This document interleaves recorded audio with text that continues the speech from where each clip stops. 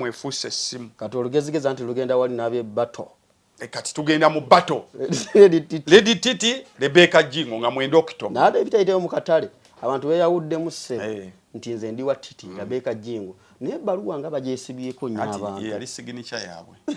Yali signature yaabwe. Bana atuwamu ku bbaluwa. Olugezigezi tuli wano atamukutte. Rebecca Jingo versus Lady Titi Tabel. Titi kwesiva. Nze ne Titi tuli tuti. Kati mbu kubanga ki yasoma nnyo ebbaluwa mbu yasinga okuyimba mukazi mwetowaze mukakamu tabera mu ntalo toli muwulira ku buvuyo. Titi ayimba. Kayimba ki awo akayimba kayimba ke yasinga okunyimba ayimba obuyimba bungi alina obwa Katonda obundi ow'emyoyo naye akayimba ke yanyimbira akayimba ako ka mukwano kayimbemu akayimba akagamba omusawo gye wagenda yali musawo yandogana ndeka mukasala kkubo laavuyo yasenga ne tuta mukago gwe towakana munnange nawo ndaba yankwata nze nakwejja wejja nkole ntya ye tonsemberera nnyo sigenda kusemberera ako naye nga bw'eddiini nga bundi ow'omwoyo naye nako katuyimbiremu akakulyowa tugende eyo gye tugenda ku front page fena tubusange eyo ennaku z'omwezi 9 ogw'10 tusooka mu kikonde wagera kubayo ekikonde muntu wange sijja mugira nnyo ngeri gyali mukakamu bayinza omutonya ziri embi naye tugenda ku front page enamasuba ennaku z'omwezi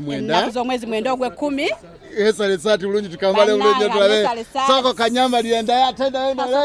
wenkwasaganye eki nesiinayo basajja netaaga n'abasajja nabo ne bampa endowooza zaabwe ne tulaba ensonga eno ebagikwataganyamuko atamukutte yagamba yaye atamukutte Lady Titi Tabel alongside Banang. Wetudda tugenda kuboga wagenda kuboga wakole bati nani ayinza okunganya abantu abangi kati eri eyaggwa tulina eno bashobo omanya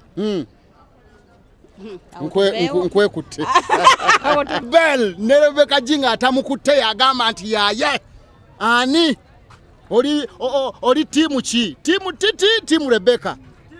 ndi timu Rebecca. Oli timu Rebecca? Yeah. Kubanga ki? Kubanga muyimbi. Musomi wa bbaluwa mulungi. Aweereza bulungi. Bwatuuka mu kuyimbira abantu ayimba bulungi. Ani ayimba obubi? Bonna tebayimba bulungi naye nze nkugambye. Tusooka mu kikonde. Titi Tabel. Rebecca Jingo. Oliwa timu kyawo mu kikonde Rebecca Jingo akuba nyonnyola abantu bannyonnyole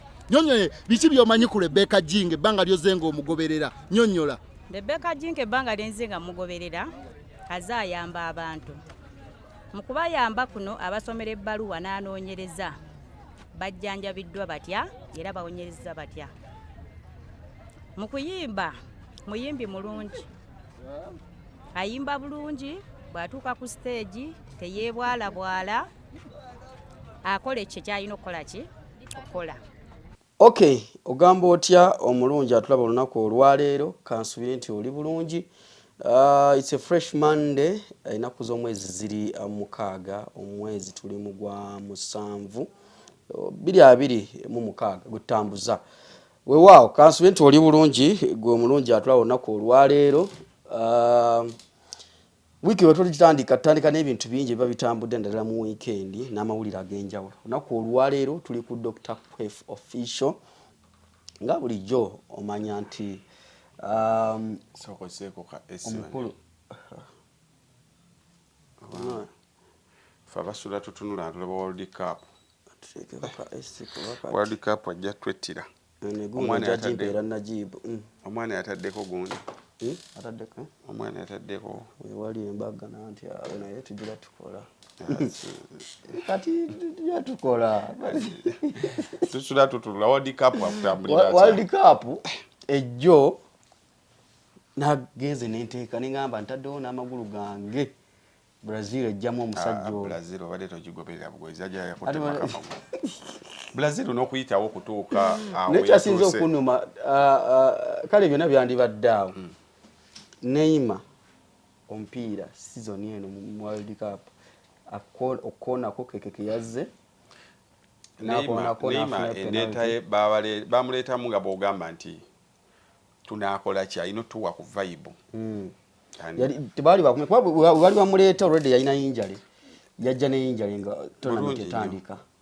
simanyi lwaki omutendesi yakola ekyo oba nga bw'ogambye nti kwali kusika balabi kusika balabi yalina vibe y'abantu yes Neymar but what happened to Neymar because olaba ye naye ng'omubiri ye ng'omuntu alinga atali okay Neymar ng'omuntu alina ebintu bibiri amagulu ge tegali magumu nnyo muloza mu butonde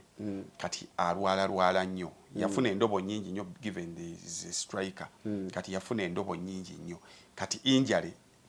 kintu ekyanguwa omukwata mulimu abasambi nga bamutemye kunja kuwa example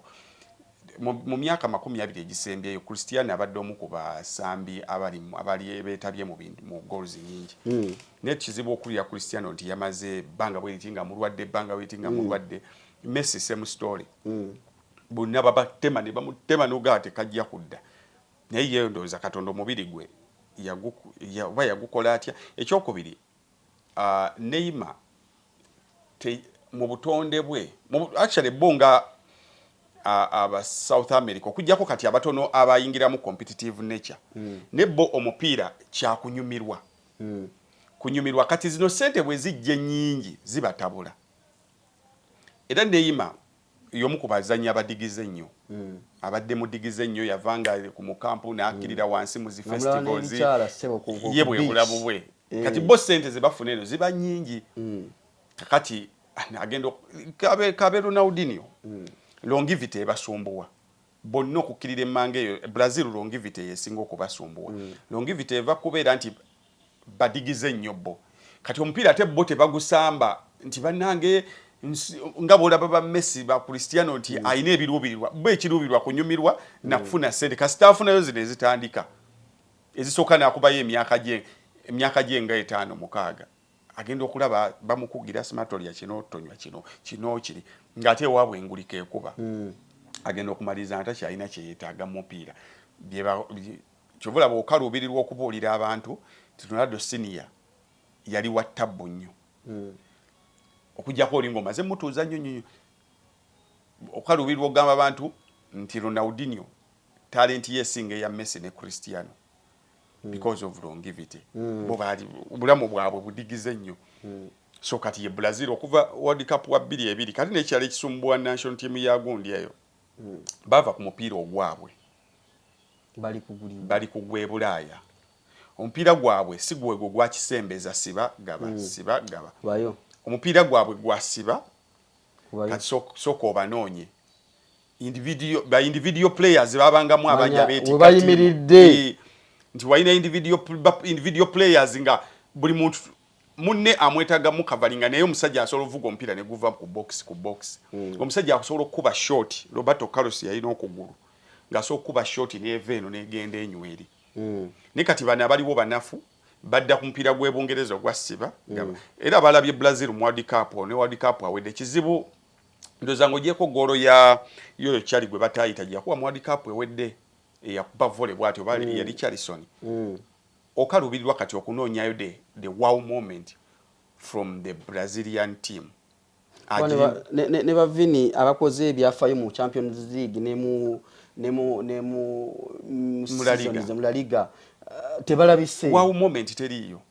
nenoonya timu zonna kati ezitutambuza akanaginaji zirinamu omuntu oyo alayira naga kati ebya timu mbivuddeko aka Japan okajjukira bali bajje mu Brazil kagamba ebya timu mbivuddeko kati individual brilliance kati wetaaga timu wetaagamu n'abazanyi abayina that individual brilliance kituvudde nakyo katebe kibe kirala ne kyange kyesalawo kirala nengedde kyade kigenda okubya Argentina nga individual brilliance bagibalira ku Messi yekasi kikyamu okuba nti Messi gwe mutunulire nene bwotuukayo shootinga Messi yatuusaawo emikisa gyabadde ng'etaano enani gigaana omusajja oli omukadde ng'afuuse omusajja omukadde paka namba 2 akasajja katunuddeyo gumu ne kakuba n'enywa omusajja akwata yabadde akwata kati ng'emunaamuzamu ebyo ebyakisembeza ebyo msimanyi okubireka Messi ka pass kayitemu ng'olu kusima akasange wali era ne golo ya Messi wajeje yakubye omwana yajikubye kuva mu center netuula Messi n'agisiba nebanga egudde mu kataba nti golo yabaddemu abantu aba just two people o assisting ali eri n'alingira golo namba 2 oli yatuusewo n'asimulayo olaba golo y'abasajja ba Cape Verde gye bakubye yes gye twagala ebeere obuzimu ku golo za tournament yadde bavuddeko katunudde bwe kati ne kagamba ebyakisembeza kati biveeko bwe ningizayo wenti kabadde nga muvuzi wa Subaru olingizayo gumu ndojjayo bagenda okukubira ngobe pipipi gwe ugandese line so timu zonna eziyitawo zeetaga those individual people nga basamba omupiira nga gwewaka ne bano betuyina basamba kisembeza sibaga Mexico bamujjemu Mexico annumye Mexico balina kye bakoze abawagizi baabwe ne bagenda Abangereza bwe basuze ne bakuba embeekuulo baleme kwebaka mbotulo tubabule bajja mu kisaawe nga bali frustrated balina otulo tubaluma muganda bakwine fireworks naye muganda naye n'Abangereza bapangisiza hoteli ezeetoolodde ate ezeetawulo kubuzaabuza naye bali bategedde tosobola kuŋŋamba kwefu nti mupangisiza hoteli ez'enjawulo mu nsi eyaffe ne sigamba bali nti waayi mukimanyi bano bali wano temugende era bagenze watufu we basuze Mexico ennumye bambi Mexico zimu bategese bulungi be bategesi balwanye tebagenze nga bajega naye Bungereza bulwanye abategesi musigaddemu omu yekka abategesi musigaddemu omu Amerika ate naye njala timu ye Bungereza mbadde njala agende ekyamazima I have my historical reasons why siwagira Bungereza n'omudomo mungi kati bawangudde bagambye historical anti kati BBC kyekola BBC tekirabangako egenda kulaga nti tekirabangako njala Bungereza yagende because of my historical reasons Portugal yo nayo njagala egende because of ngabo manyi Cristiano Messi oyiro salawo tuli ba Messi mbadde njagala besange Cristiano bajja muti obola nnyo lwaki tukkiriza nti Messi bajja muti obola tomuteeka ku kigezo bajja muti obola bajja muti obola kaali kamuti oboddeko emirundi egiwera nga bali mulalika naye FIFA yetengeredde oba teyetengeredde because twalabye waliwo ekibaddewo ku musambi wa USA gobawo red card erinnya ndyerabidde bamuwa red card tuba tuli awo nti Trump yakubidde Infantino n'amugamba omusajja oyo twadde tusabaddeko ku ttiimu ya Dina red card kati ate aboogera ekyo kati ani Cristiano yajja mu World Cup ono ng'alina red card kati ani yakubira Infantino okugjawo red card eyo red card yali yagifuna nga tunatero yingira World Cup mugundi nga ino tule emipiira ebiri egisooka talina gisamba ekyo kyonga tebannakibuuza ate waliwo adde bagamba mu World Cup afe ayagala kugoba mu baddugavu kati kwegamba buli muntu alina obwagazi bwe bumusinze botulira kala y'omusambi wa USA gwe basabira red card muddugavu kati ebo bawatambuza narrative nti bagoba baddugavu ekyamazima emipiira gino bw'oba ogiraba this World Cup nsobola omuwa 90% fair tiimu zonna ezivuddemu ng'ogyeko nze Cape Verde babadde bagamba bomanyi bagala Messi bamufevalinga wano ogwo omupiira jala omuntu omu just ambule bafevalinze Argentina bana bagujja mu majja bagujja mu manyo gampisi so mulimu abantu abavuga narrative eyo naye nze omupiira omanyi kizibu kati ekyokubba gwe mupiira guno guliko VAR jukira bali nabo bagala credibility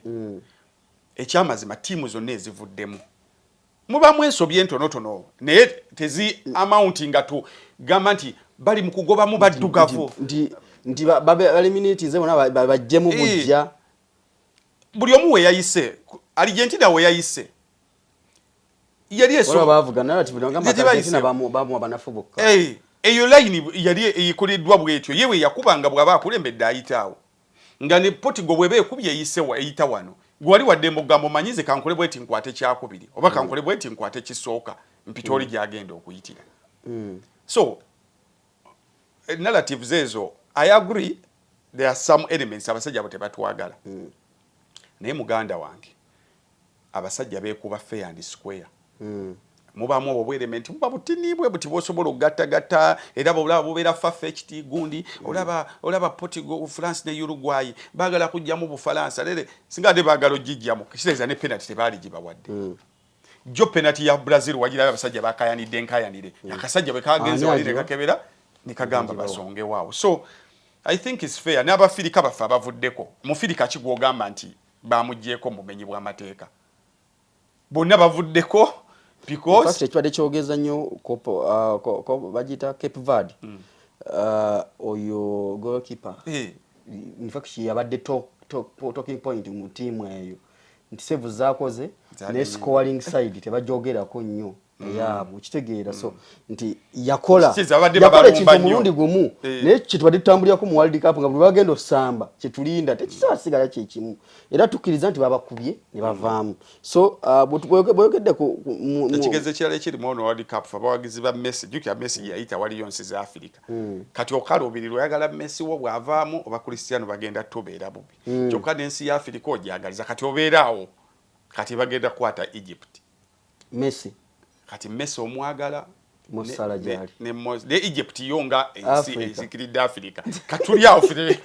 fichu kyalemeddwa okusalawo baliwe bati kati kwakubuze kwefu kubana ababiri oli mu Africa ate oyagala Messi gwe kicho oyagala ekyo kibuzo kyegambye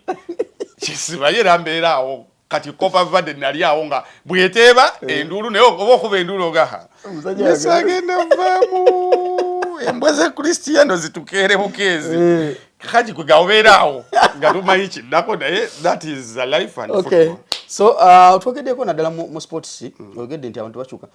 of late walabako ku Usain Bolt bweyenkana musajja munene kibuzibu ki ati buli muntu anaddala ba sports people kati you can imagine can quick example omanyi Cristiano I respect him for hard work. Can you imagine which amount of hard work ajataddemu to be fit for 20 years? Omanyi byatalya, omanyi byatanywa, omanyi obudde bwe yeebaka, omanyi bwazuukuka. Kitegeeza yeri mitinze nnyo okutuuka okuba nti ku myaka 41 asigala ng'akyafaanana nga bw'ali ng'akyakompitinga.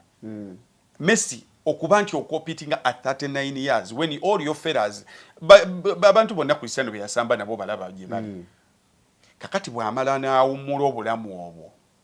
tujja kulaba ku Cristiano abeera ku mbeere Cristiano ye mentality ayinza okuba tajja gibeera nayo ayagala nnyo okulabika obulungi he loves his body. Naye abalala oluva mu eyo kalantini gye babaddemu eyatolya kino webaka kino atabuka busagamba why ali bwati nate Beckham omulaba Beckham akyalabika bulungi. So ebeera mentality y'omuntu ayakave wakagwa agamba nti ewaka abadde banfugiriza Ferdinand olaba nga ali fit. So kijja mu mentality eri gy'ogamba nti bwe ndikula nja kulyanga ebindaazi 8 wakengi jadde nda kuwummula nebakendere ebintu modro. Okay awo tutandikidde awo byemizannyo mpola mpola si gamba nti faba sports faba mutegeere nnyo omusinza abamukola so mu mbeera eyo. Olunaku olwaleero tubadde n'olukiiko lwa Buganda nga basoma embalirira ya Buganda oba ogiyite budget eya Buganda olunaku olwaleero. Owekitiibwa Katikkiro wa Buganda nga bulijjo abaako n'okwogera nga wakati nga bagenda osoma embalirira oba n'ebigambo ebimu ng'ogyeko nti tugenda wulira budget biki byongeddwamu biki ebisaliddwako emiwendo percentage eyimiridde etya newala ebigambo ebikulu bye tulinze mu lunaku mu budget olunaku lwa budget olwaleero Okiba Katikkiro point gye ntunuulidde ekiwamba abantu kyeyongedde naddala mu bulamu bwe tulimu ennaku zino era ennaku ezo namulaba yagendako mu maka ga yali former Lord Mayor Elias Lukwago n'abakyalirako ndowooza ebyo yajjayo eyo y'ensonga lwaki n'agamba nti lwaki abantu bawambe abantu olina okujja n'oneeyanjulira nti nze kwefu nze afande kwefu nve eno n'eno n'ekikutwaza olunaku olwaleero n'omusango bwe guti tatuze kutwala abantu baleke kuba wamba buwambi bigambo bya Katikkiro olunaku olwaleero. Omanyi ekizibu ky'ebigambo bya Katikkiro lwayogedde ebintu ebityo abantu tebabyampulifyinga era osanga omuntu leeta agamba abaana ba Buganda bawambibwa Buganda esirise eno ogamba omusajja ono alaba mawulire ki kuba ndowooza guno Katikkiro si gwe gusoose si gwe gwokubiri si gwe gwokutaano si gwe gw'omukaaga nga he speaking against embeera eriwo era nadde ndaba President Museveni ku weekend ng'ayogera ng'okwogera kwe kukubagana bw'otunuulira engeri yabadde speech ye bw'ogiwa obudde ebintu bingi nnyo abiwulira bye twogera era abiraba so President Museveni yazze ku defensive era nange ekye nazudde kiri kimu buli kirimu ekitambula ne ku mutimbagano akiraba bulijjo takituulaga nnyo naye ku guno nakirabye era mu kukiraba alina ebintu ebimu byakkiriza naye ng'ate tayagala bikkiriza okitegedde ekisooka ku byo akkiriza nti people lost trust in the judiciary. Yes. Kakati ekyo ffenna lwe lulimi lwe twogera kyekyaleeta mob justice okulaba nti abantu kati bamuteeka bagatwalira mu ngalo bakubagana kakati naye kennyini akkiriza nti he lost trust both in the police and the judiciary. Kakati ye bw'aba abikulira yaloozinga trust mu byo ensonga kyakugamba nti amagye ne gateeking over tewakyali police kujja kubisange kuwuliriza smart kunoonyereza bikoze bitya. So if he himself lost trust mu bitongole bye byakulembera atolofe batwala tata omanyi wojje waka nosanga nga tata yagaba enva nagamba mchala wange oyo agaba bubi ensonga ki nasalawo mbyekwatire kyokka ayagala gwe omugenyaze owe maama ekitiibwa kakati President Museveni yatukonfirmed that police ne judiciary ne yennyini ya losing trust mu byo kati amagye kyegava gasalawo kitegeeza amagye gajja mu bumenyi bw'amateeka gakola ekintu ekituufu naye nga sige galina okukikola okitegedde sige galina okukikola kati bino ebitongole biveewo police tekyaliwo ne judiciary tekyaliwo because mu bigambo bye osaasira abantu abawoza under that judiciary jata kyalinamu bwesige nti wabasobola okugamba nti ensonga lwaki twasalawo abantu abo baleme kuweebwa beyiro kitegeeza his word influences whatever happens in the court nti olwaleero ekigambo kyo wano mu Buzz Media it is not a request, it's a command. Singa ojja n'ogamba nti wateekawo police nti omuntu wajja wano atuukira ku yali mutabani wo Najibu ye no Kastor Najibu akuwandiikira computer ng'ogitwala oba kamera ng'ogitwala naye singa oba oyitawo nga bagenda okumpa kamera gwe CEO ogamba kwefu oyo teyeetaaga kuwa kamera kwefu teyeetaaga kuwa kamera n'otambula n'ogenda gomanyi nti Najibu automatically oba omuwadde order ne bwe mba ndeese byonna ebyetaagisa nga ndeese ssente biki Najibu ajja sigalaga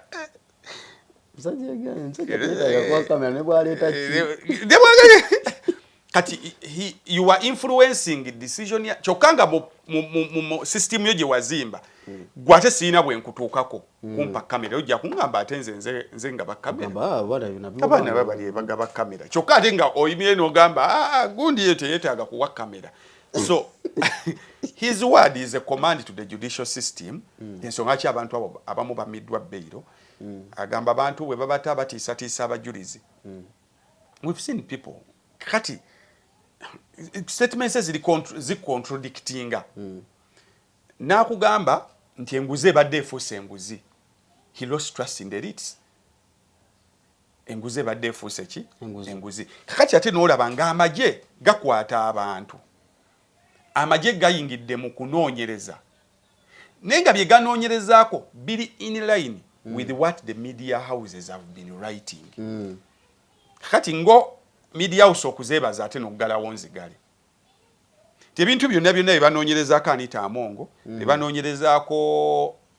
Chris Obole, bebanoonyerezaako byonna. Media house yebikutuusizaako. NTV ebadde ng'ebitugamba. Byonna Daily Monitor ebadde ebitugamba. Byonna bano ba Spire, Agatha, babadde nga babitugamba. So bw'otandika okwakitinga to confirm the parliamentary exhibition ogijjukira. Nti bano bajja si bakitinze late naye ffe media house zaali za acting adda nga we already whistleblowed. Yes. Kakati bw'otandika obbakwata olina kutwebaza oga twagala okwebaza NTV ebadde ng'ewandiika ku bigenda maaso ebikyamu mu parliament okumala emyaka gyonna Anita Amongo gye yamala ng'akulembera parliament ne banne ba Chris Obole bawandiika wano. Daily Monitor yawandiika, NTV yawandiika. Exhibition parliamentary exhibition yali ku X. Twali badde sawa zino tuyina we bayise tabs ne Spire nga bali mu kubambaza midali. Kuba eyo exhibition yali etwaliddemu no Spire. Aha. Kakati kiche mukola ekiri against media houses badde ziwandiika. Singa abantu abo ba Chris Obole teyadde mu komera. Twaligambye Daily Monitor erimba yawandiika wano ne wayiriza simaano yabbo bombe buti twaligaye ogola balimba. Naye buli kyemukola Daily Monitor kyebadde ekola. In that bote babadde bo kyebali bawukanako tebabadde na arresting authority. Tabs talina gwasobola ku arresting. Nebyo byonna bye muleese ng'obujulizi obwaviriddeko bali okusibwa. Bano babadde nga be bawandiika. So lwakyo bali obo baggalawo. Museveni yagambye nti muhoza amugamba nti media houses ze Dubai zi protectinga image ya Dubai. We also of which it is true at Dubai accidents zibeerawo. Ndaga akabenje kola ku mu Dubai. Anti accidents zibeerawo. Naye bo lwaki tekikola nnyo mawulire. Anti mbadde ngamba ye kyadagamba kyabamugamba. Of which naffe wano tugezezzaako. Era tukoze bingi nnyo, tukoze programs eziraga Uganda ebirungi. Ata nekirala bali lwaki tebawandiika nnyo ku bibi bigenda maaso waabwe. Omanyi njala mwawula ebintu bibiri. Wano okola story ne bakubuuza oyagala drone ki. Ekyo kimu. Kyakubiri, there is freedom of speech. Wano tetugirina. Ekyo nja kibanyonnyola nga bwe n'abasanga. Mwe mulowooza Uganda tulina freedom of speech. We do not. Freedom of speech is where you are free to speak whatever you want and then no yielding results. Kakati bali abali eri. Rwanda has more freedom of speech than us. Ekyo kimanyi. Ate bagamba ate Rwanda ndi mukambwe. Njagala Rwanda. Kwaffe wano tuyina freedom of talking. We can talk. That is not speech. Bali abasajja Rwanda. Genda ababeera Rwanda obabuuze. Singa otweetinga n'ogamba nti bannange amasannyalaze gavuddeko mu kitundu bwe kiti. Quickness mu response ya government eriki. Yanguwa. Tugende wane waffe woina freedom of speech. Mirundi emeka gye twogedde ku masannyalaze. Mingi. Do we have freedom of speech ku masannyalaze more than Rwanda? Rwanda gwegenda wandike buwandiisi nti ebinnya mu luguudo gundi bisusse. Government gatennakuwa tegenda soka kukola ki? Kureactinga ku biri binnya. Era ensonga lwaki abagendayo muvayo muwaanayo. Osegedde nti bo kyoyogera bakiteeka mu nkola. Tebamala ga arrestinga buli muntu. Neffe wano twogera ebinnya noyogera era abantu bagamba bwoba oyagala ogamba Rwanda ina freedom of speech genda yo yogere byoyogererayo wa sijja kubyogerayo kuba tebiriyo sijja kwogera wano kye tuyita freedom of speech kye tuyina ffe twogera bwogezi freedom of yapping but freedom of speech in Rwanda jeri not to the extent of America. But to African standards, freedom of speech in Rwanda jeri. On ampakanya. Njala ogende move on ne mugende e Rwanda. Okomewo to report ku social life yawe. Okomewo to report ku spiritual life yawe. If we want to complain in what we think is freedom of speech about theft in religious lines. Chiche twali tukoleddwako. Omanyi abantu abelimbise mu dini ababbya abantu wanene. Government ebeerawo ng'etunula abantu ne bagamba pastor gundi yanziba, seeka gundi yanziba nga weebalire ya prominent people. Bagamba we Rwanda yagamba nti okubeera musumba ino kubanga olina soma bagita batye kati osobola ogenda Rwanda n'obabbirayo mu bino ebyaffe ebyekifere bye batubbira wano. Tekisoboka. So in terms of religious speech, who has more freedom of speech? Kirira ogende mu life ene ya bulijjo malwaliro ddagala biki ffe wano twogedde tuyina bizimbe temuli ddagala kakati twagala protectinga eggwanga lino but again at which cost? Obeera oyagala okukola NTV kyekola freedom of speech kati ate mawanga NTV yandibadde kati eweebwa mu ddaali kubanga bennyini ebikwasa wanechaddondo ebikwasa bombole bano bibadde boogera. So President Museveni, with all due respect, let's not react on messengers. Let's react on the message. Messengers are not supposed to be crucified, even in terrible situations, let's say in times of war. Negotiators yensonga lwaki olaba nti omusajja we Iran asobola okuva Iran n'agenda Pakistan tomutta because muli mu negotiation. So messengers are not supposed to be killed, are not supposed to be silenced, because for them they just carry the message. You only punish or crucify them when they carry a wrong message. Yeah. Messenger naleeta obubaka obukyamu. That's when you mugamba ebbaluwa eno wagikyusizaamu. Ne messenger zakugambye okusinzira ku bye tulaba wano waliwo obubbi obugenda maaso. React on the bubbi. Don't react on the messenger. To reacting kona zo kikugamba. So kati President Yoweri Kaguta Museveni, with all due respect, let's react more, because the corruption you are fighting now with your message of Chisanja no sleep. Media houses have been spreading that gospel against corruption for so long.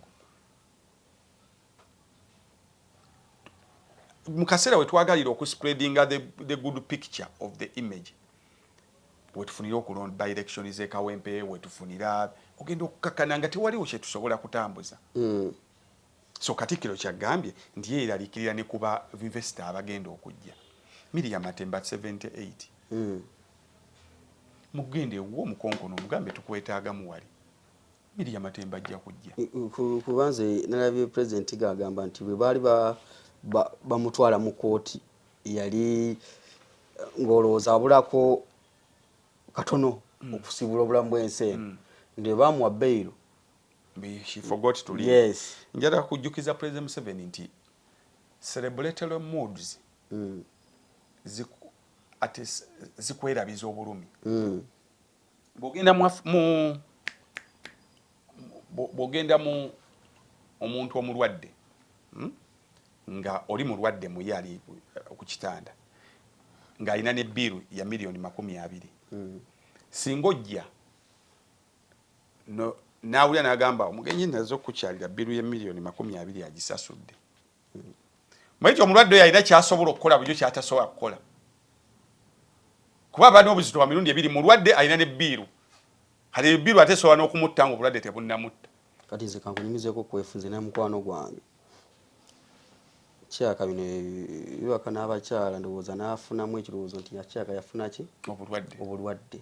Manyi bw'ofuna ekirowoozo nti siriimu yakutte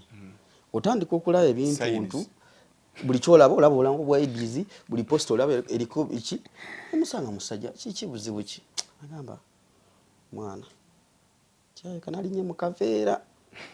yabwa tuwe yamba muyita Ibra nalinye mu kaveera ngamba kiki ne weeks 2 ndi wano neraliikirira mpulira ndaba netakula takula kya kondo zali afunyemo babuki netakula nkolola nebikusiwa nti omubiri guli yakingolo ne mugamba manchi ogenda okukola but twagenda namugamba tugende wekebezi omanyi twagenda nga nagatambula tagalina nga mulwadde muyi aga mpulira ndi bubi muganda wange natandika okunnamira biki omuwala yanzise tutuuka mu ddwaliro kuba kyenakola nga twekebeze babiri nze naye aleme kutya nnyo twekebeza kati aba results zange ne zijja wali kushuwa olwato ogenda just nze nali kushuwa ng'ate bwe twekebeza ezange ne zikomawo mangu musajja ali okay noyitawo eddakiika nga 10 ezenga tezinaguna divorce bampere eddala eddagala kuba ndaba nze ngenda kufa nezikomawo yasooka kulaba eni gwe twagenda naye nga mulwadde tasobola kutambula tasobola kusituka yasituka mu katebe ne bamulaba ayitawo ku reception y'eddwaliro nagamba kino kirabanga siriddamu sirikidde nga ina musajju naga divorce tugende ekyokulya naye omuntu okumanyi gwe naleese nga muwanidde nga akona bukonyi kagere ng'aliko ne bagamba tukubiremu n'omusujja nga musaaso onkebera ekiri eri naye ng'ekyali kimulwazizza kirowoozo bulowoozo yatya ng'ali mu kirowoozo naye alina nebyali musiiwata nga takyabiwulira yaddawo biwulira so kakati omuntu ng'alina ebizibu bwe bamutta of course oyingira celebratory mode tubalaba abasambi bulijjo nga bamukubye endoba ali ku bench naye ttiimu ye bwewangula ekikopo ye kakaba najja ku kisaawe asobole so bashooko yo gimanyi eshooko omukyalo gye bamukwatiramu toyinza kuleka kyekimu naawe so ekyo president it was like banta yabadde nga banta bino nga bobiri ebya Nambooze waliwo abalinga bakuba banta mbu Nambooze olumu yeerabira omuggo bijjukira ebyo omukazi yamala kubalaga bifaananyi nga omugongo gwaseeseetuka ojjukira banta za Bobi Wine simanya gwe bakubye onalabako omusajja omukulu ng'awoza muno yambala bootu mbokugulu ne kulinnya simanya bwe yalinyisa kuno konebyo ebyo omanyi bagamba atama bayina ngeje bakyogera muzirinda bolwange bagamba olaba ambulance eyo ngetambula erekana nnyo nga toyina muwo nayo nakulubiramu n'omulwadde owuwo ye Kazoola ojjukira Kazoola bobe jike Kazoola nga yayogeranga naye lwe bakutte ku yadesengawe batembe yategedde ti byaddala bwe bawozanga Bobi Wine yadduse mukyere gw'olumbe guwoma nga teguli bwamwe bulungi bagane ludde okulya ku mmere y'okulumbe emmere eyo mayo omuntu nga yafudde emmere eyo eba yanjawulo bw'aba nga wo bagufumbe wake wamwe lojja okumanya nti emmere y'olumbe olumbe yamwomerala waliwo n'abali awoza Bobi Wine munafu bakuwangula n'odduka mu ggwanga n'oleka struggle kakati abambaga kale singa no wange yagenda Lwaki yasigala? Osigalawo kati yadduse yeekwese. Yaswago yagibalekedde mufafagane nayo. Bulungi nnyo. So so before nga tetunagamba mmere ya lumbe bwewooma owole banaamutwala lujjo kakasa nti emmere y'olumbe tewooma. So this message goes to our security organs and whoever is governing us for the development of this country. Media houses are not fighting to paint a bad picture about Uganda. We are fighting to paint a good picture because ababalambuzi bajjano tufunamu Oiseged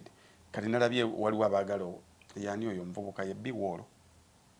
omumanyi Biwolo Biwolo akola kubako ya KFM yes guys is advocating for sex tourism nenga kati tunuliro kati abatuletera ebizibu nange kati olaba okumanya nti abantu bagala ensi yaabwe omanyi ebisera bya Ebola bibadde bitandise jukira Ebola yine ekifaananyi kyebadde tusize ku international level olaba abantu bagezaako okulwana bannange waliwo ne yagamba nagamba singa ani asobola okugera gavumenti teddamu kuyisa amawulire tulina Ebola abalwadde 8 gumanyi America okuteeka World Cup abadde n'akawuka kadde kabasumbuwa akabaddeko abantu abadde bafiira ku maato eryato bamala ne bavaako tebaddangamu yadde kubyogerako basobole okuyisa World Cup amala okuggwa yadde akakawuka tebaddangamu n'eryato likyaliko ku mazzi ate waliwo yali adde buto updates ko nase mukuwulira nti bajja abalwadde basima bafudde sima babiri nti akawuka katabuse ku lyato. So kakati fenna we are fighting for the good picture of Uganda, but nga Davido bwe yagambye Davido went performed at the World Cup n'ayirako ebintu byeyakola ebiyitaalaga bulungi ebyalaga about abductions biki yabuuza ne mwagala nkuume image ya Nigeria at what cost tulina olaga abantu tuli bubi Al-Shabaab osima biki bawamba abantu baffe abawala babawamba tebalabikako kati ino koyesa platform yange. So CDF and President Museveni ba messengers tubakwatire at that particular program gyakoze mumuyite mugambe jangu story wagizanya wagambye kino kiribwe tuwe ku bujulizi osegede but tuleme ku painting a picture anti media house zirwana government fate aboogera tubagalana nnyo n'okusinga abo ababasuutiriza tubabulira ebizibu ebiri mu bantu obubbi tubawudde mwe mugenzi okuzuukuka mutandika okukwata ababbi nga President Museveni atambulidde enguzi agisekedde agikoledde ninga ffe tubadde nga tuwandika gundi yabbye zino gundi yabbye zino gundi yabbye zino gundi yabbye zino gundi yabbye zino naye bwe tugamba gundi yabbye zino nga oli ayimirira agamba abo basiyazi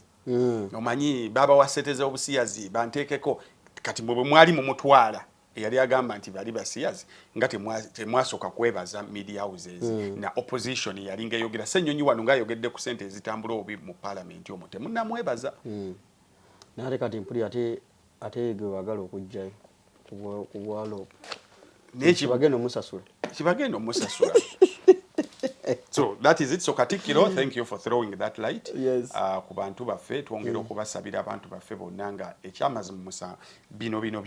byabufuzi naye kyantiisizaamu president oyagambidde n'agamba nti tewali agenda kwewa bbeeyo kati what is the purpose okuba nti bajja mu kooti nyini agamba tebaagala kujja kuwoza so kiki kyegambye nti ekigambo kye kyovula ba Trump tasobola commentinga ku misango giri mu kooti because ekigambo kyo tukirabanga executive directive osegedde so katulabe gye binaggwera but we are here but I want to thank buli muntu eyakoze nga wali mu exhibition chest thumb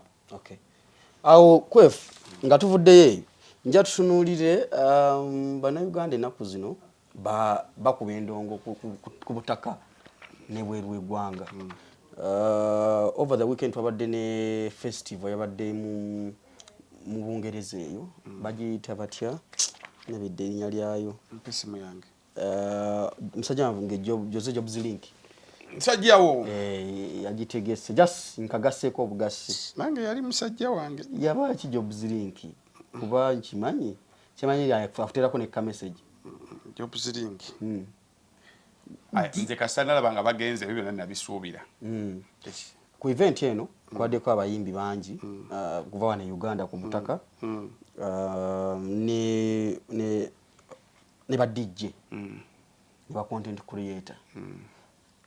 kugamba nti kyabadde kyakugatta bannayuganda abali mu diaspora naddala bali ebungereza awo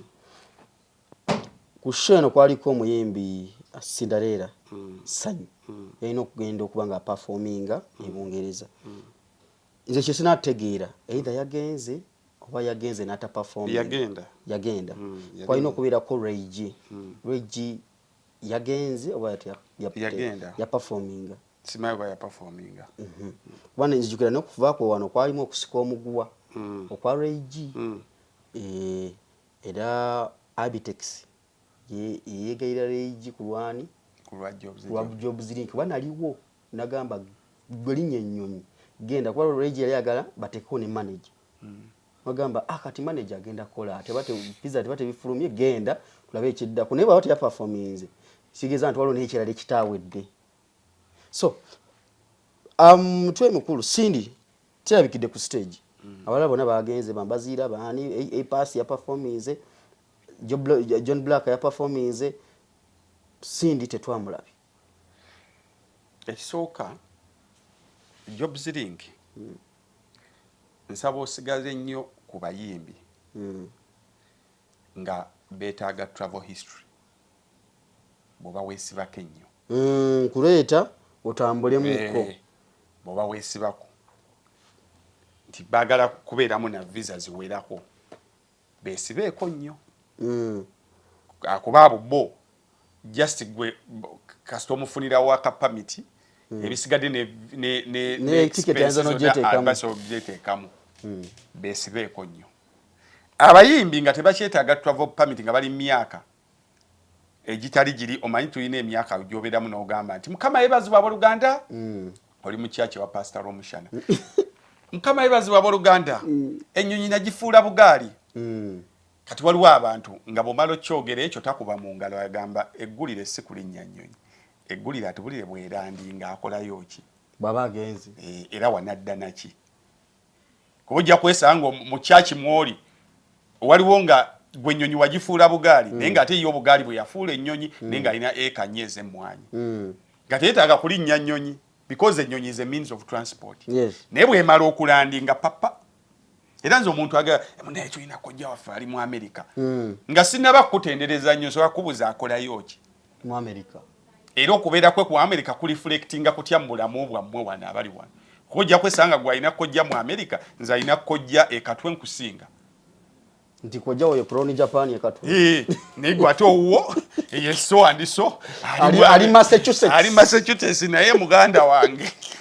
yagalamira linnya lya kyalo gyali bulungi nnyo so kakati weesibe nnyo ku abo abakyawulira ebyo abakyanoonya kubanga gwe ng'omuntu ne ttiimu yo obulambulukufu bino byogera out of experience obulambulukufu tebuliiwo mu kampuni yaabwe ze sebatta okugenda singa nkubuulira lwa sebatta alinnya atya okugenda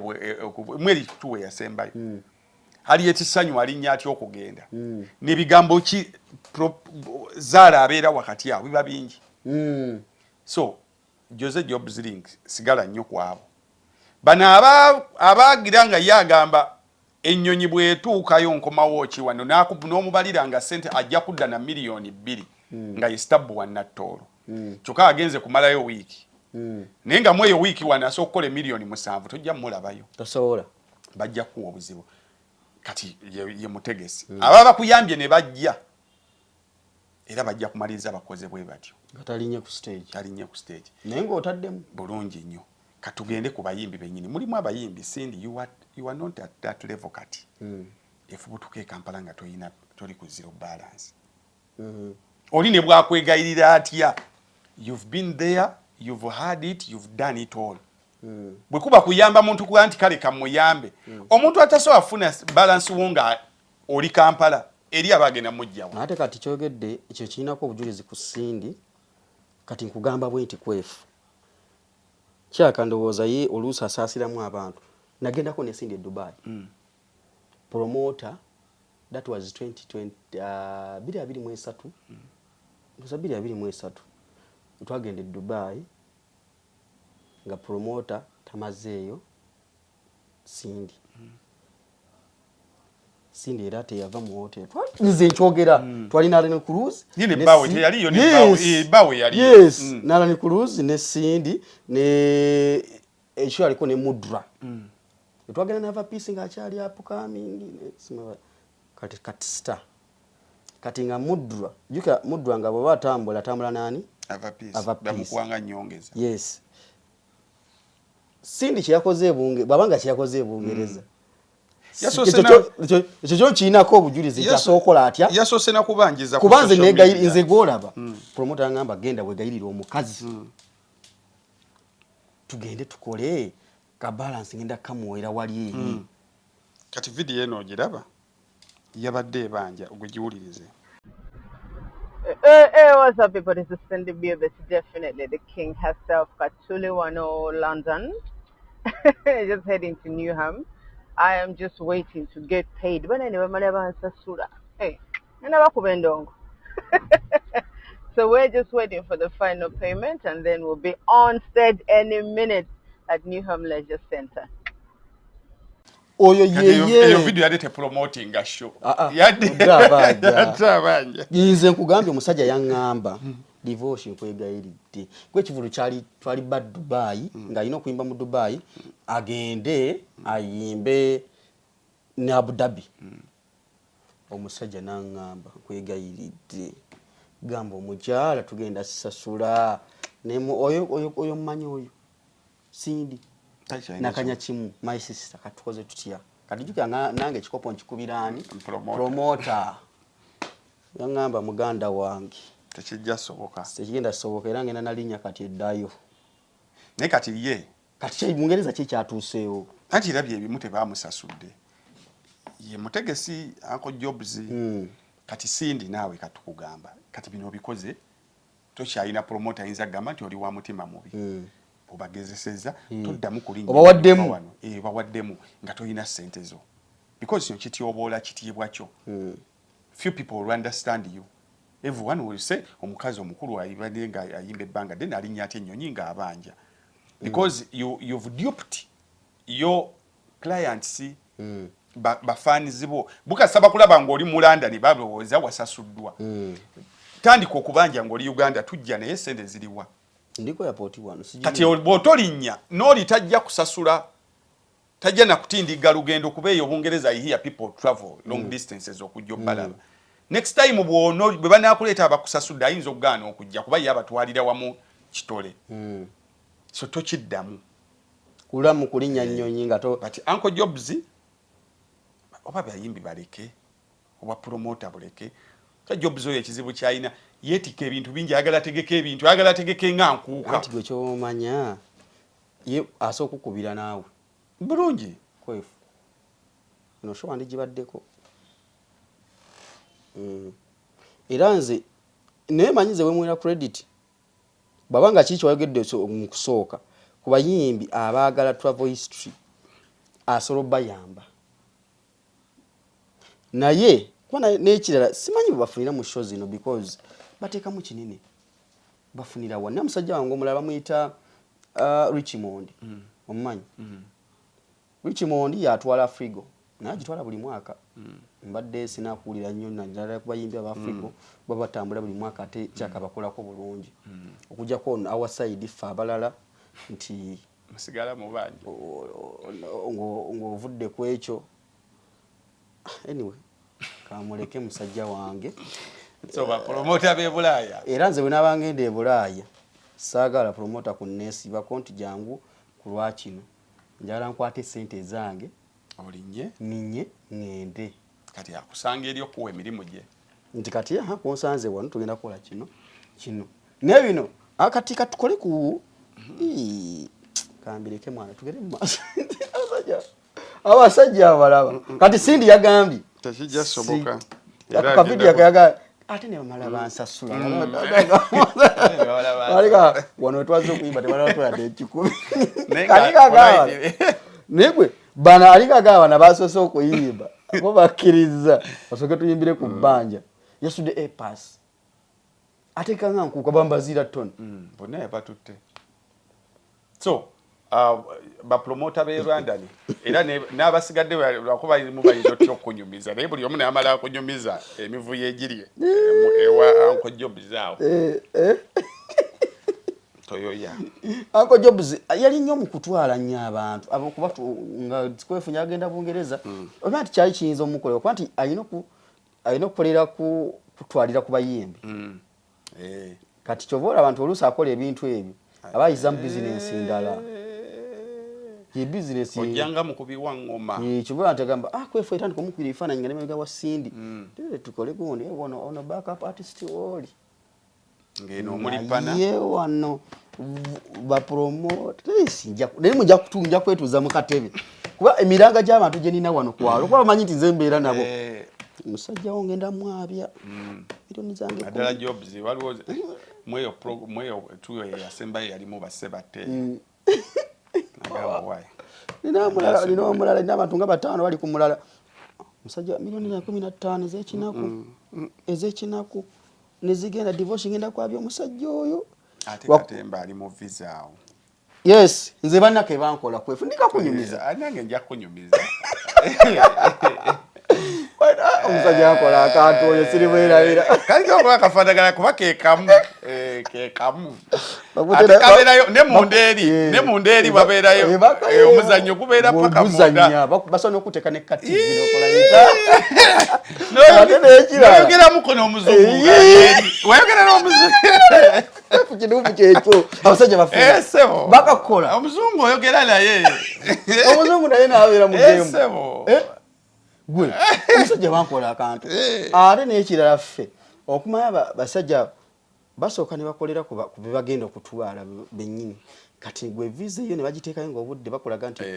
gwe bagonyera gwe yafuna mangu oli wamawulire shebeera ya 16 omuzungu n'akuyita nga 3 nga sho yaggwa usitegedde nga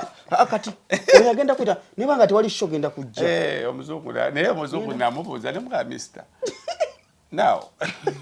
you gave me this apple. Did you really read in my papers what I was supposed to do there? Nangamba, you know, my job is to ask you. No, you give feedback to your bosses.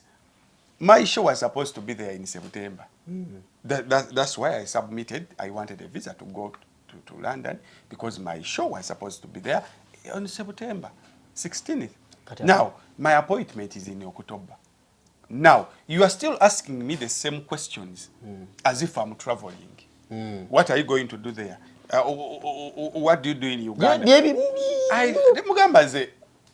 reason actually why I came here is to tell you that I'm not going to England. Because my show Sigeza byebimu kwefu. Nze bampita nga show lwa mukaga bampita lwa kuna. Osegeera ne bangamba kati interview tujeze segenda kubeera ya lwa kuna nga bagenda okuperform nga bagenda lwa kutaano. Bagenda lwa in fact lunaku nyinyi bampita ku interview. Lubasitula. Osegeera ndi batukeri ku lwokutaano basulemu ekyo kiro Saturday eki ye show. Nze bampita ku interview. Ate ngo omuzanyo kugenda myaka nga 10. Nze nagenda okuyisaamu buli muntu gwabuzaga bibadde mugundi yadde gundi anti ono ze kakuwandikireko yaŋŋamba ono yaŋŋamba oyo namunyumiza naŋŋaha bibadde mugundi yegundi jukira yabaludde naŋŋamba kati gwadde bakwagalako sebatta kati ensonga lwaki gwe bakuteekako osobola okubeera nga buli kye beetaaga ku sebatta okyanguya waliratenze ne papa misaki jukirako buli bajeeye bati nebangamba akati duka onkwatinga video atoka duka nkolera kino speed kati nga naawe omanyi kasaze bagenda kugatira wali zingenda gendera wali era papa buli lwabanga akalubamu nga papa yangu era papa akijukira zira mwegera papa nkusange mwana ngamba ndino ku site jamuje tubatwale ngamba ninga mwana jikoleze baba ngasabya de ekikumi kya mafuta muganda wange ko akakodyo ke kabo era papa yefuluma eyo bagamba bicha ne gumamwe sawa yonna papa atuka kulinya sebata atuka kulinya wole nenda yasema nagobako n'omulimu mulamba emiliyoni ezi ngabaga eyo period yinze kubanga serious nange nalalika ala nikuluzo ya akatala nikuza bimanyi bulungi nalalika ne ngamba biseyo nakyali na ku BBS ningena ne bampa kirungi ekyalo mukyalo petwa teyankalubiza nampa ki nange bena babimpa nampa buli kimu ne bachi Uncle Danistan nateekako yagoyi bakola ngabisiba byerere yagera okola wendi ku kyalo nazo wayi nze ndi era ndali oba ebuga apoy mama munakozero mwezi siriyo ayira ngadi mungi ku street nasibula ne baba munaku zino ne livu amayi bagamba livu tujiteke mu kanda date yange ngeno bero bungereza 16 gatandika 15 eyo na week eyo siriwo kati dansa yakusanga mu lukubo ndiye bungereza sibanga nageze bungereza Neba disasira. Kati tukira ffe tugenderwa entertainment kola kikomawo Kampala. Ne waliwo bajjako nga yaka sente ke. Amanyi nti bwe tuke London ngenda kulalira ngende koleki kutuso obulamu. Osegeera naye nga akasente bakoze batya bakumujjeko ate tezibantu no period ali busy yo period mwe nabera mu show ya Pastor Bugembe ngo ino bigendamu eno woli muri haso bwo wandika nali busy izo nakule bampita ku interview na kile mayi badda wali ku wano ku Lugogo bypass olungi noziyitamu awo ekigeza kwefu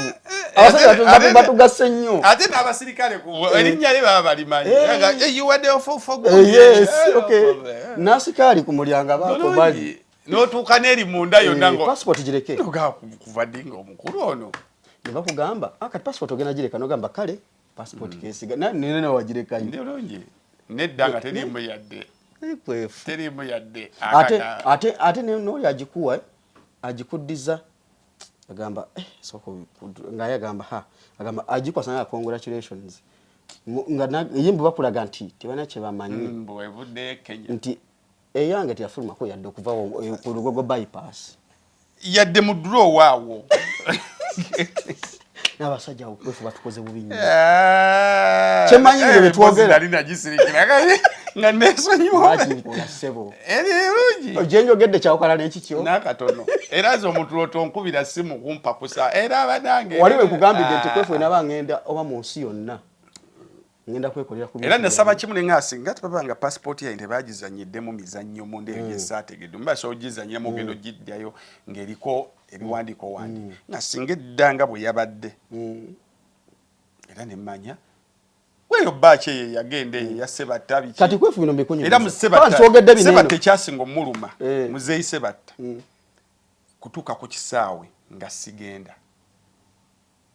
naye nze namanya 2 days before nemanya kati ono wano waliwo omuzannyo kuba nali maze okubeetooloola kati nga kyesaagala muzeeyi already yafunako dda ku ssente nga saagala manyi bwe mugaa nti sigenda already yabeekengerakengera dda ebintu biwanvuwa boogera kino bategeeza kirala kati nga nze neŋŋamba nze muzeeyi sigenda mubulya nti sigenda neŋŋenda kubassa ku muliro omungi paka nga bamuwadde ssente ze era muzeeyi namugamba gwe tovaka paka agambye nze papa Misaki yaŋŋamba awo wonna byonna yafuna dda biki nagamba ndowooza kojja tuli ku nnyonyi emu ate papa yaŋŋamba ekigambo kimu nze nja kibagamba yaŋŋamba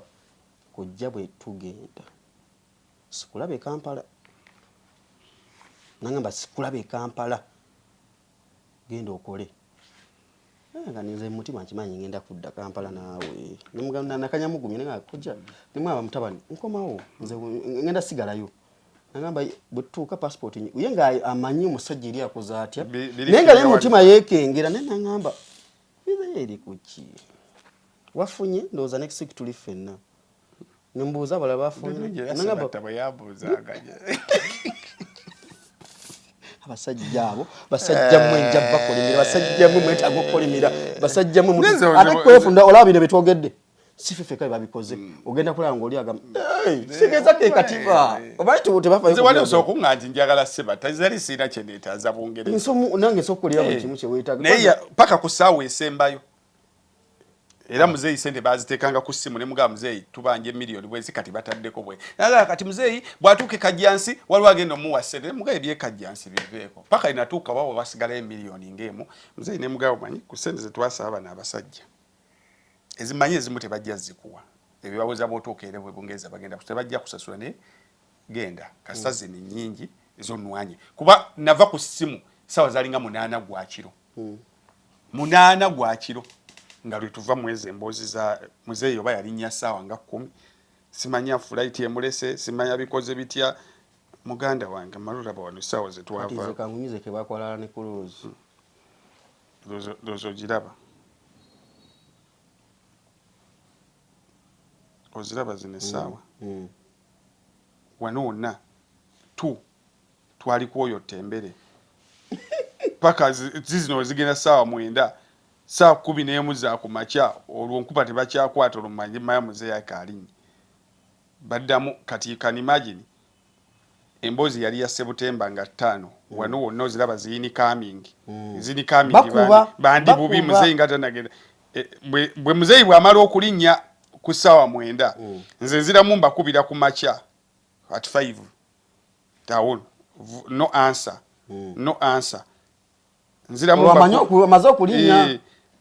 mbakubira mu Okitoba fabasemba okwogera mu September tuddamu kwogera mu Okitoba ate mu Okitoba waliwo omulimu gwe bali baagala okuwa Sebatta nga gwa wano Kampala Sebatta nankubira nankubira kwe kuddamu ne mbakubira just kubabuza ne muzeeyi muli bakiranga wano tebakwata tebaddamu kunkwata kumbulya muzeeyi yagenze ebintu ebiriwo ebiti tebaddamu kati abaana ate kati ku lunaku ku lwe bakola akantu oyo tobiraba owa paperwork ewa paperwork yo obeera ng'omumuwa kati nze nkubuulire Alan Cruz atekere bamukola nze kwolwo Alan Cruz show yali yanke tujjuka nze interview najigiramu ku Lwokuna kati Alan Cruz nga bagenda kwolwo bwe nafuna gundi bwe bampa interview kati kye bamukola bano nga bamaze okukakasa nti bali bamaze okulinnya Alan Cruz ngamba visa yefulumye bw'obudde ng'ennyonyi eriwo nga bamugamba ogenda sasula ogenda kulinya Rwanda Air bikoze bitya kati jukira expenses zingidde wali eri kati soko yo ofune ticket ojje ng'ennyonyi eriwo ya milioni 8 Rwanda Air kati okuba maka bayoge kati sawa zino milioni za 8 ziteeka mbino kino kikubuulire esimu yange beeriwa ennyonyi yali ya milioni 8 nga bakimanyi of course tojja ziteekamu Alan yansiibula esimu yange eriwa mpaka kunajiba Alan yansiibula nangamba ojja visa bwe fumu ojja kunsanga ne bagenda ku airport okitegeera ne bagenda ku airport nze nga nsigadde wali erugogo wensigala erugogo Alan nangamba kati wane Simon munene yaliko bayi waabwe baye bamutegeera bayina musajja we Faruku bali bati kati Simon angamba buli kimwe kyo kyawedde divorce ogera tusanga kati Simon yatusooka Simon ate yasookani Alan Cruz kankutereko musajja wano katono Alan Cruz katuyambe kakwata essimu umugambi yasimbula yali kutwala tekali mu kushootinga good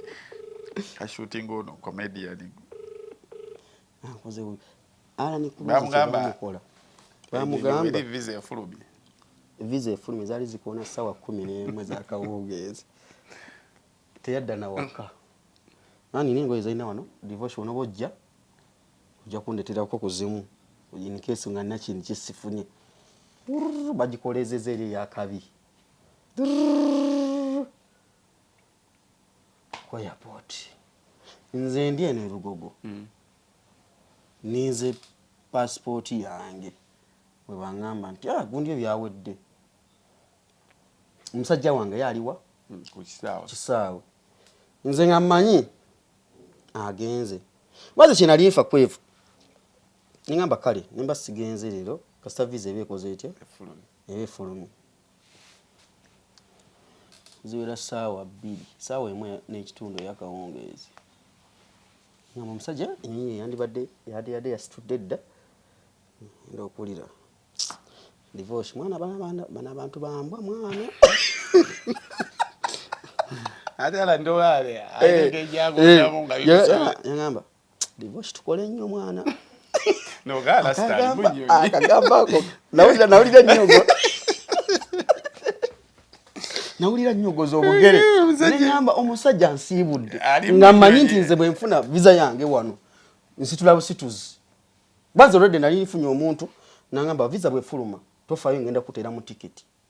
kitegeera nangamba gwe tojjanga keeno ngenda kuteera mu tiketi ninga kati visa bwe fulumye kale bali sijja banyega era nali mpulani nze nti nze byonna bibankoze byonna babinkoze visa bwe fuluma bweti sho ne bwesange wedde nze ngende nga sagala kuddamu kulaba ku musajja oyo ono musajja sente zali za tiketi nazinsindika nangamba zijja zikubeeramu kyekyanzikakkanya ne byangu obulamu bukoze butya omusajja yankuye nangamba divorce mwana tukole nnyo mana abasajja bambwa mana batukozesa bukozesa nembuza kiki toli ku Rwanda Air abangayo adenda ku Rwanda Air nga ina kawala ke Rwanda kala ngali ku Rwanda kala bayi nogenda ku Rwanda Air nga okimanyi nyeriwo isome nyeri milioni nga 6.7 kitundu ato bangamba munyisasule tunabira bireyo nze mwana nkwate sente zange nziteeke ate n'okubanga n'ebifo naye gye bagambye omusanvu ekitundu n'ebifo temuli alaye ng'omusajja yakomyewo ku street hadi nze nsula ku Enterero naye mugamba muganda wange nze passport bagimpadde temuli kirimu kuololeze balo limaze ogimpa nga temuli kirimu yadde akasenyu bwe kati ndobo baade bagibika nti wakasenyu kagiremuko nga bwe yagitwala enyirira nga bwe nagibawa tebagibikula era lubo omuntu ajja teekamu akapapulo ate ateekamu akapapula if you read tikia oikako era gogiteekako ne soltepu bulungi n'ogisangako soltepu omuteekako namugamba muganda wange passport nga waginangamba nze mwana ndimuvuga nva ku kisaawe Kampala naye yajja agamba kimu abasajja bambe mwana tukole nnyo tweteekemu sente zaffe tutambulenga byaffe era kyovola wano nebaza musajja bamuyita Havi World Travel Uganda yanazaako alani cruise ennaku yo yamutambuza Bufalansa yonna okugimala kati awo wafuna Schengen visa namuwa ne tiketi ya tiketi n'agende France awo ngwaffe bakoze batya batumye olwo omusajja oyo nange era wakwanza nzata nakusalawo era nze kamwebalize wano ku channel yo waffe naye yatunazaako ennaku bino byabadde nga ofuluma omusajja bamuyita Rutaraka Joseph wa Havi World Travel Uganda ali awo Kyengera Mall era bino byewawetaaga ebya Schengen visa ngenda France Sweden nibikoze bitya abimalanga era yanazaako ennaku nga nkyalina ennaku y'abasajja bali okunfeera visa ne sitagenda nangamba katugenda kukola Schengen otambulemukko okitegeera kati wene twava nanga katusoke Alan Cruz akole atya n'agenda kuba yakomako ku kisaawe yali atuse ku kisaawe aleka nize saatuuka kone passport yali nkalu nga mujjuddemu omungalabu ali mu yajjudde ennaku yontolotono ennaku ntonotono kwasa agenda kusaavuga amafuta kupaka ku airport tewagira banako ng'egenda bwene yaddojiwuga nandooza nawuli ampulyenga yitikuba nsula ku Entebbe Road zino zayita ku kisaawe mu bbiri awo yali Rwanda Air nojja olaba kuyoko Aero Beach so Havi World Travel Uganda nkwebaza musajja era munoonye kwagala visa za Schengen musajja mulungi nnyo nyini ddala era oyagala visa consultation akalango kakuweredde wano ku Dr. Kwefu official mumunoonyeeko musajja Lutala akatambudde mu nsi ez'enjawulo agenze mu Europe agenze mu America ennaku ezo mbadde mulaba abadde Philadelphia abagala scholarships ebweru asokuyambako processing bintu bwe bityo basi wali Kyengera Mall level eyokubiri ojo basanga bafune bulungi nnyo namba y'essimu njibawe kanjibawe goli wange kanjibawe namba ya musajja customer ze wali omukasitowa omwedako obujulizi musajja wange oyo bananga bintu byokufuluma nabijja mulo kyobola banwana nnyo wano era abantu abeesiga babuza lwaki oyogera nnyo ku byobufuzi njala wano waterere kuba essuubi erigenda teririiwo sirina ligenda kubutadda naye nerifuluma nalisiba nasikandi buleki yange bwenti nenga ati sigenda kudda mu psychological trauma oyo gwe nayitamu ebisebe omusajja yankabya amazi oyo trauma kambo namba y'essimu namba ya Havi eri 0755 nkaaga ana mu mwenda kinana mu 0755 nkaaga ana mu mwenda kinana mu 3 oyo jamu ayo ka squeeze back obaka kikona akamutere wao akahavi ngenda kakuweereza baba musajja wafoyo wa manyi nnyo so ensonga bwati bwetuzitambuza bwe bati banazaako ennaku musajja n'agamba divorce tofa yona munyize ennaku yange weeri naye nze nkakasa kati ate kyemmanyi bagenda okukola bagenda kuba amasimu ne mutuddako kwefu naawe wange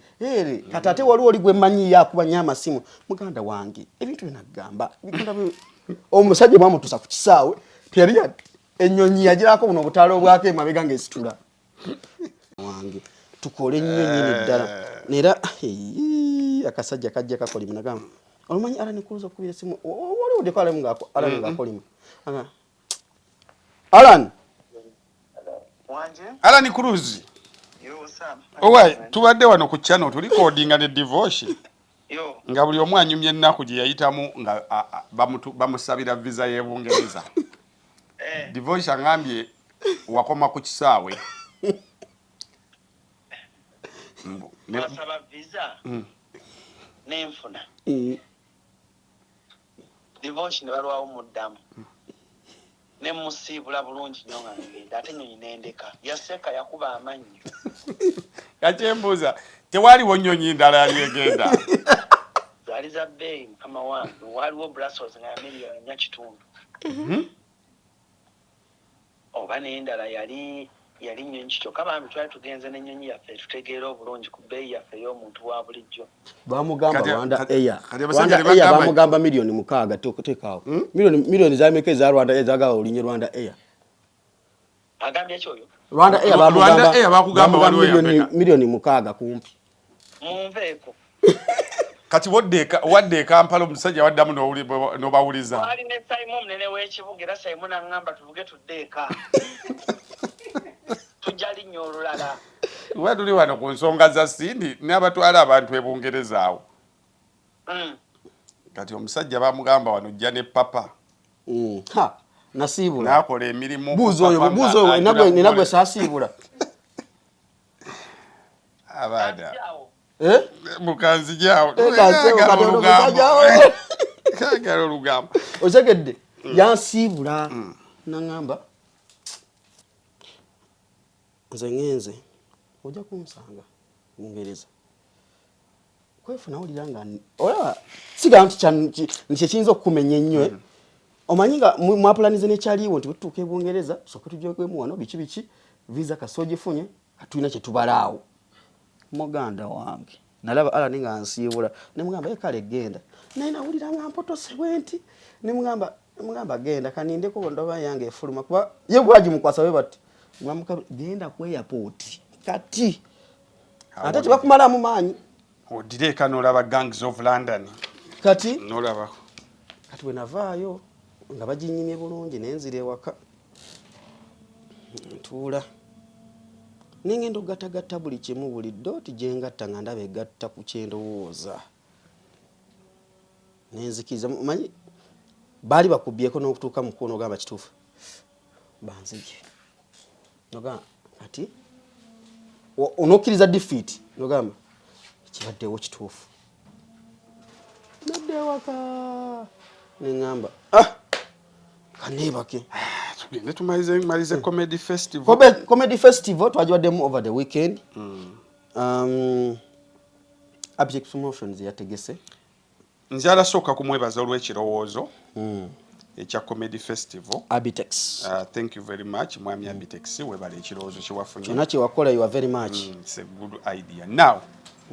naye obuzibu bwonna mu eyo sho ne bolaba Abitex kati ayomba ne bapromota ne ba comedians obuzibu bwasooka kuva ku kigambo eki festival festival kyeki festival nga festival teri festival ya 6 hours ya 5 hours ebeera festival kiba kivulu tesobolawo festival ebeera organized event or community celebration typically centered on cultural tradition, religion, art or unifying theme. Kakati ebeera mu nnaku ez'enjawulo so okuba ey'olunaku olulamba nga twalina Kampala City Festival oba ey'ennaku eziwerako 3-4 wiiki kitegeeza neya Kenzo teyali festival kigambo nga bolaba nyege zizo festival kati eyo wokka kiri nkyekyezayo wali ekoloji yakola teyali festival ya Kenzo teyali festival kyali kivulu actually tekyali kivulu concert yali concert kati ekyo kimu kakati lwaki gamba nti obuzibu bwava n'okulabika nti bakayana tosobola kuŋŋamba nti otegese festival naye ya 5 hours nti eva ssaawa emu paka ssaawa 6 kati n'oleeta guno omuyeye gw'abacomedian gw'abantu nga n'abamu beeyita bweyisi bacomedians because bano bonna abali wano si bacomedians guno omuyeye gwe baleeta abamu they are accidental famous people joli yayogera akantu kewumite namala ate kati oyo ye banna accidental nikakwate kati omulesi yakoze ngombe kati none yagambye nti ani yaleta bamalaya abantu babulijjo ojja musanga bamulese kyovula abamu baale mu kifo ky'okusesa banyiiza bunyiiza bakabya bantu nti baleeta abantu. TikTok is different. Live show is different from a recorded show. Buno bana abaana ba TikTok osobola okukola ebintu bino n'oddaali ku computer n'oteeka mu busawundi n'oteeka mu ki ng'oli ekimusesa si kye wakoze wabula ka sound ke wagasseemu akalwasa nga ke kamusesa nga bakuleeta bakuyimirizaawo. Sekyo nakyo njalaba abantu abali ba content creators ku TikTok mu kyegendereze. Tofubutuka eri olw'okuba olina akantu ko ke wakoze. Era kyobola bano bagundi batuli bulala bo bakreditinga nti basobola okukola content eri ate ne wano badelivaringa n'essimu ena nti mukisobola. Ekyo kimu erina amanya kigenda leeta ebizibu. Ekyokubiri eno line up katusoke kukuwemula. Bane ba comedians mbabuulira nga mukyawemula kuba almost 85% of content yali awo yali wakuwemula. Very few people abakola comedy ali clean. Naye okuwemula kubafuukidde okuwemula mwino oyo omusajja gwe mwaleeta oyo kati gwe muzunza oyo n'okuyimba nawudde atandise okuyimba oyo yawe ndesaagala mwogerako nga muli ku press conference nga mujjaloza nkuba show yammwe niye yayogera ebintu n'abitex ne yeekanga nagaba ne saategedde nti agenda kwogera ebyo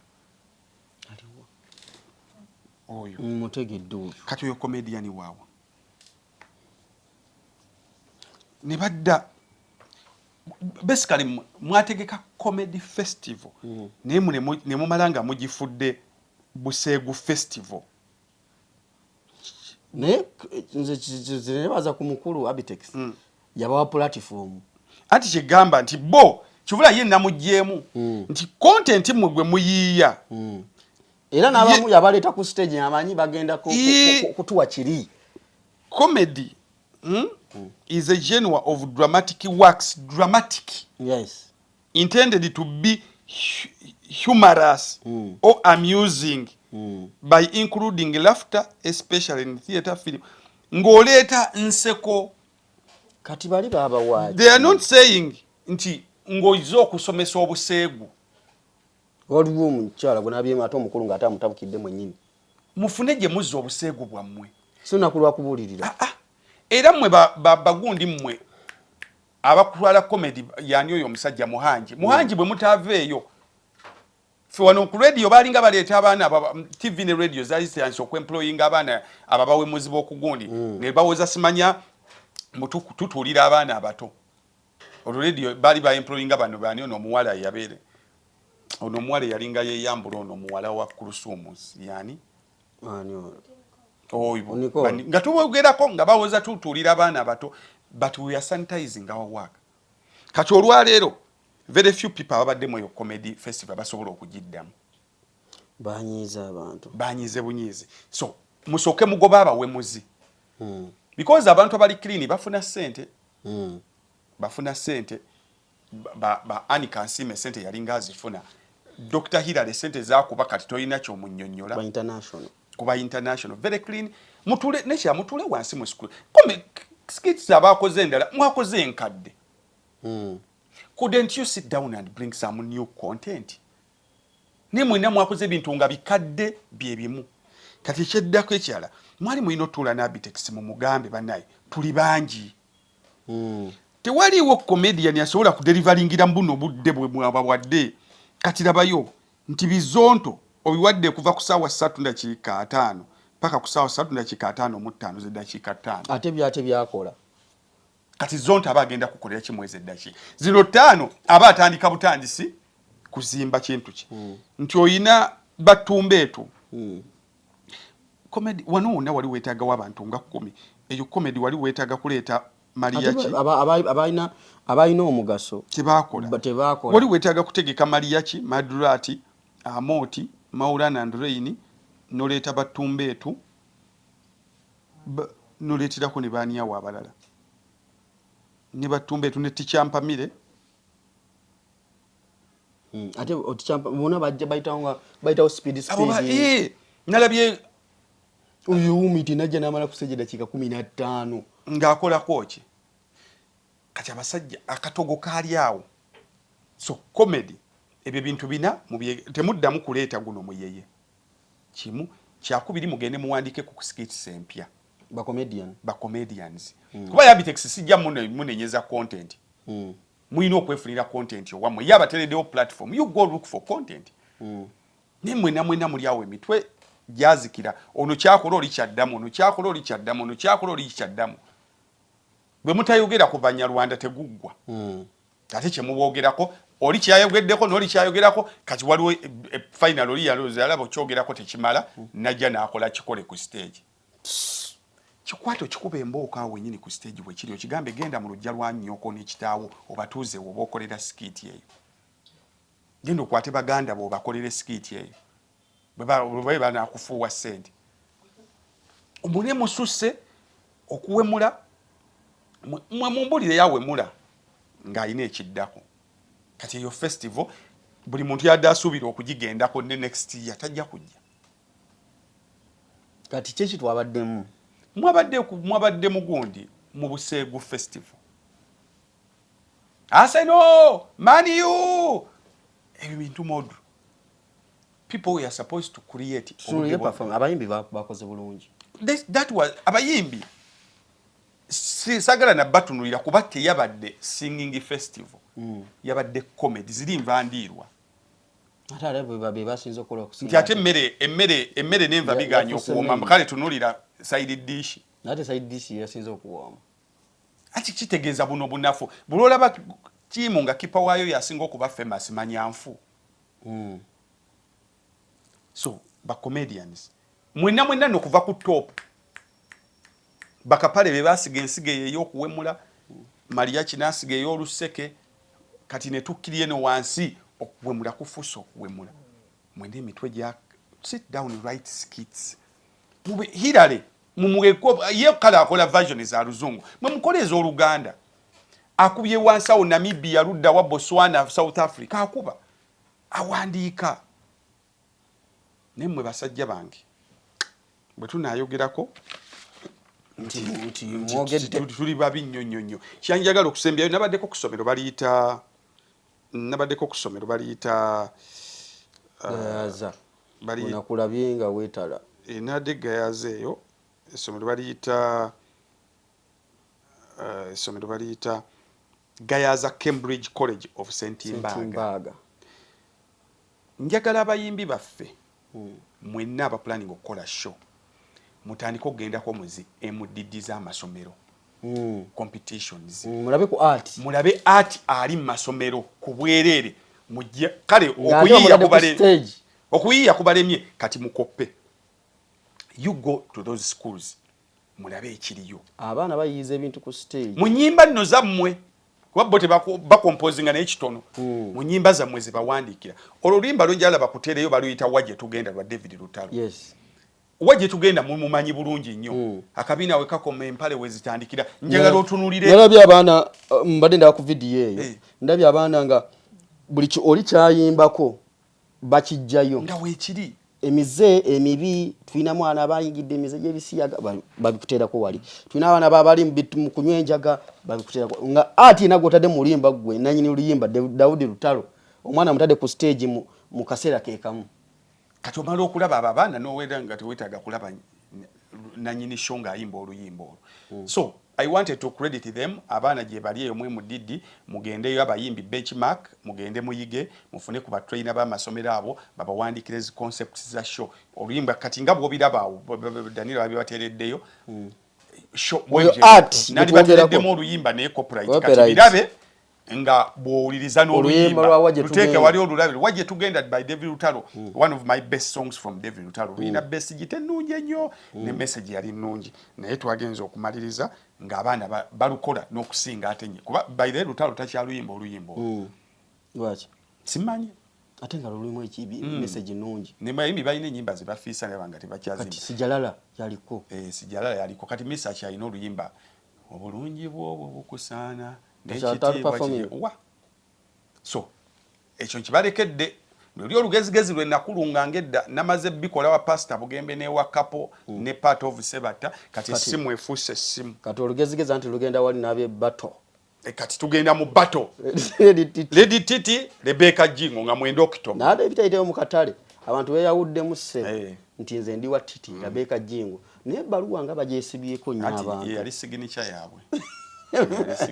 bana atuwamu ku baluwa yonna ati olugezigezi olunaku olungi mbere bulungi olunaku olwaleero wetutambulidde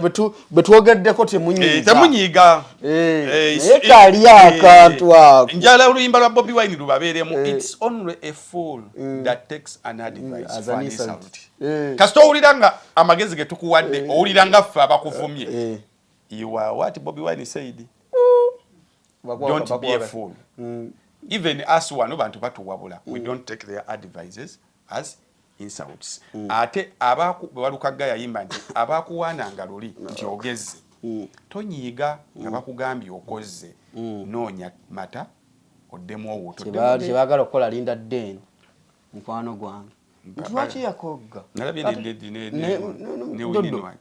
ono dodo ono gundi dorini ono asaze abantu basala omubiri obunene is a sign of obesity is a sign of indiscipline bwasala omubiri ate oyo mulwadde bwagejja ate omugejju kati kola kikyo kyoyagala katubagalize olunaku olulungi abagenda okwanga ku mirimu nga mugenda budde bwa kawungeezi tubagalize ekiro ekirungi mbeere bulungi basajja baviza mbeere bulungi